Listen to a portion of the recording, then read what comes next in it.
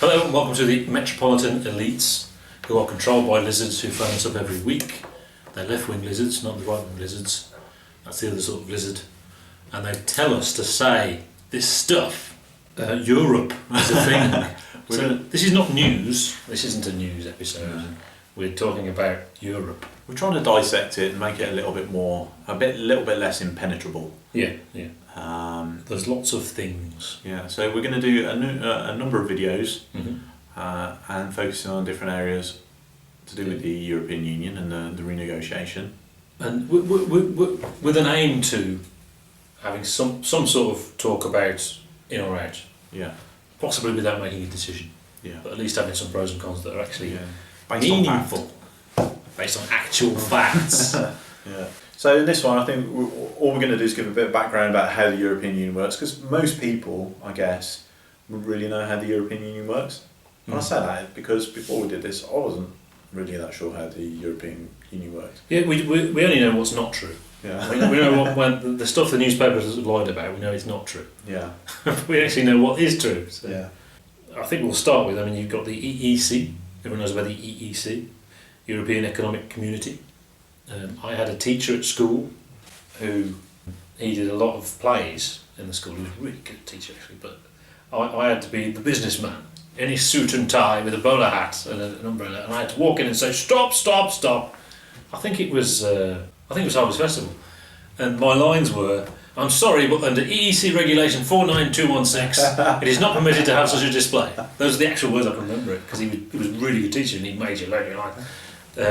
Only now do I see he was a Eurosceptic. He was obviously, But the EEC isn't the EU, although I think the Lisbon Treaty made that more complicated. Yeah. But the EEC is three pillars of somethings, which have all been squished. Yeah. You've also got the European Economic Area. That's not the EU.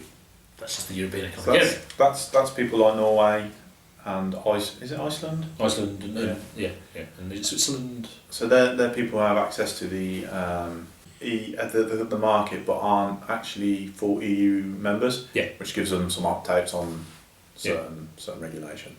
Yeah. There's the Council of Europe. Some people might not have even heard of, but everyone's in that. Even Greenland and Russia. Everyone seemingly. Maybe there's one country that isn't. I'm not sure. Maybe it's Poland or something like that. I'm not quite sure why.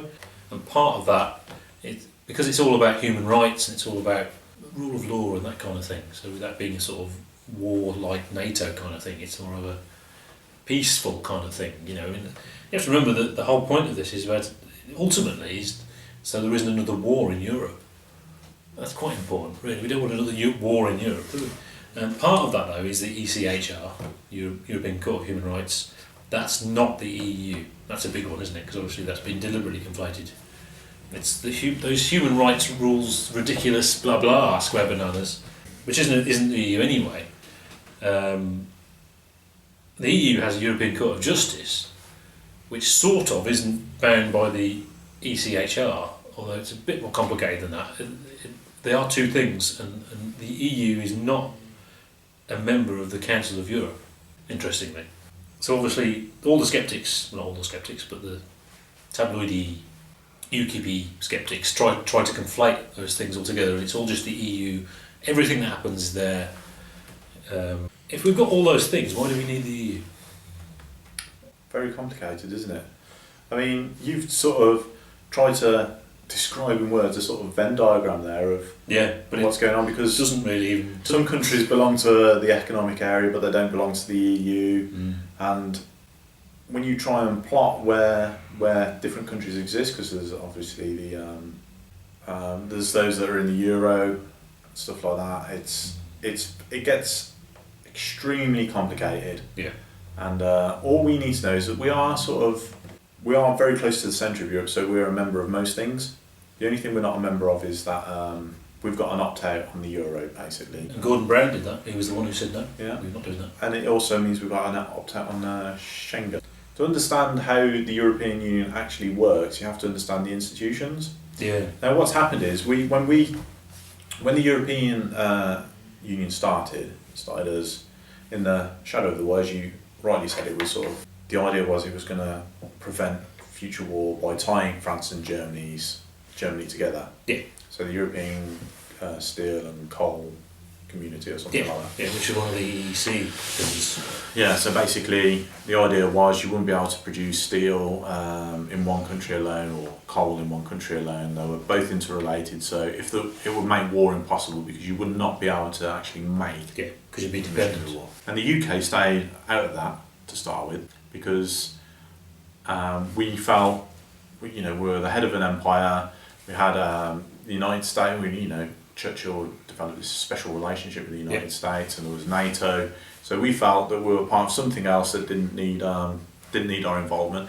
It was actually Churchill who said that there should be a United. We should start towards a United States of Europe, headed by Germany and France, which give it this federalistic bend, sort of like a common government with power devolved to regions. So basically, anything that can be devolved should be devolved. Anything that needs centralisation should be centralised. Yeah. But we were on the sidelines for a while, looking in, and then we saw the emergence of this market, and we thought, hang on, there's a market which we have no decision making powers over. We have no influence upon it. We want to get in there. Yeah. And I think at first we tried to have it so that other Western European countries could have a say on the European market, and once that was done, we tried to get in there on the EEC, which eventually we did in 1973. Yeah. So we're kind of Johnny come lately to the whole European thing. Yeah, but it became a very, very closer relationship, really because of neoliberalism. Yeah, I mean, very much part of that. The common market, we're big on the common market, but we were not big on this federalist sort of thing, this idea of taking sovereignty away from ourselves and putting some of it in Europe. It's about globalisation, really. Yeah. To suggest that some decisions are made in Brussels is not. That's the issue. It's sort of like some abstract thing in Brussels, decisions made there. Yeah. And saying we can't do this, but I mean we have agreed to certain things because of the common market, basically. Yeah. Because we want access to the common market, and this thing is. We want to make money. Yeah, is good for that. But it didn't work for our coal and steel industry. Well, we have a much more. I think we would see the EU as being a bit more like the UN. So it's just lots of governments coming together, discussing things, having a bit of a talking shop, trying to come together. And the EU has moved on since then, since the Lisbon Treaty. Has become much more than a sort of intergovernmental talking shop. It has aspirations beyond the common market. So we're talking about foreign policy and defence and stuff like that. Yeah.